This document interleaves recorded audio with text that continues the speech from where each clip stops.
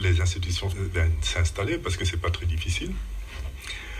Il y a bien longtemps que je m'élève contre cette attitude qui consiste à considérer que plus il y a de banques, plus il y a de la concurrence entre elles, et donc l'accès au crédit sera rendu plus facile, notamment dans les conditions de prêt.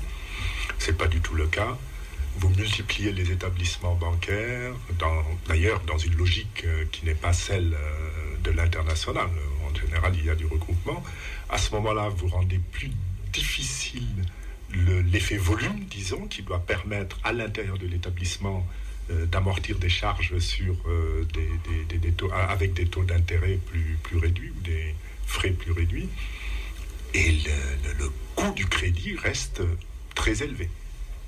Donc, le seul avantage que l'on aurait pu attendre d'un accroissement de la concurrence par le nombre des établissements a un effet contraire à celui recherché.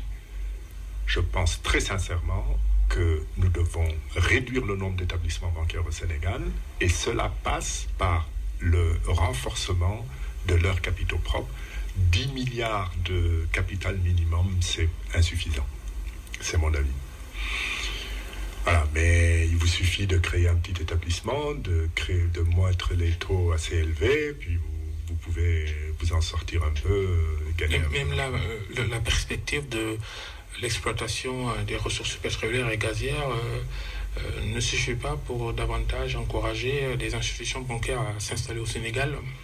Bon, c'est un des facteurs qui entre en ligne de compte, mais il ne faut pas non plus trop grossir les effets de l'exploitation pétrolière sur l'économie sénégalaise.